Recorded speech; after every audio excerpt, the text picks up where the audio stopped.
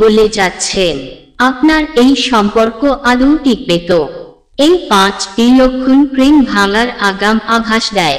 প্রতিটি সম্পর্কে ভুল বোঝাবুঝি হয় প্রায়ই, কিন্তু সেগুলি আলোচনা করে মিটিয়ে নেওয়া ভালো।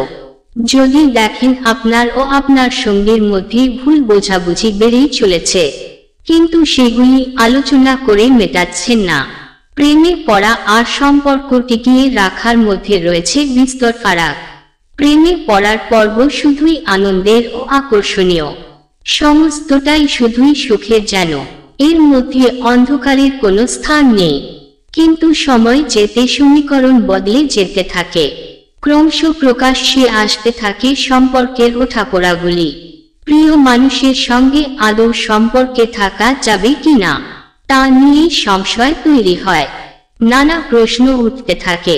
তবে সম্পর্ক টিকবে কিনা তার আভাস পাওয়া যায় শুরু থেকেই। দেখে নেওয়া যাক সেগুলি কি।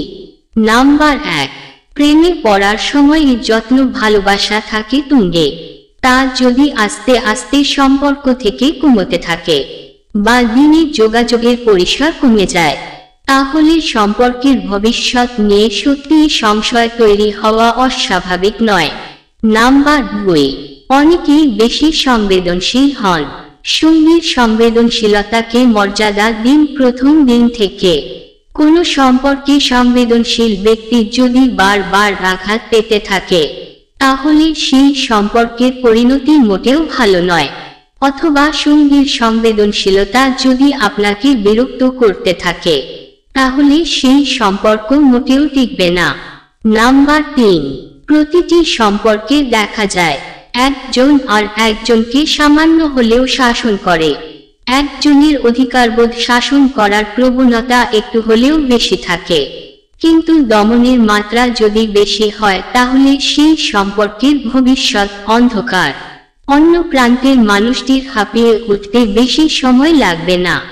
নাম্বার 4, প্রতিটি সম্পর্কে ভুল বোঝাবুঝি হয় প্রায়ই, কিন্তু সেগুলি আলোচনা করে মিটিয়ে নেওয়া ভালো।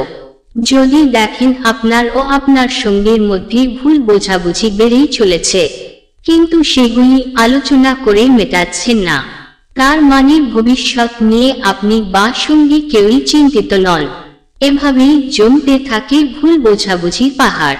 তাহলে সহজেই বুঝবেন এ সম্পর্কের মেয়াদ বেশি দিনের নয়। নাম্বার 5, একটা সম্পর্কে ভালোবাসা ও পারস্পরিক শ্রদ্ধা খুব জরুরি। প্রত্যেক সম্পর্কেই বিভিন্ন বিষয় নিয়ে বিরক্তি তৈরি হয়, কিন্তু ভালোবাসা ও শ্রদ্ধার থেকে বিরক্তি, ভুল বোঝাবুঝি নিয়ে বসে থাকলে কোনো সম্পর্কেই ভালো থাকা যায় না।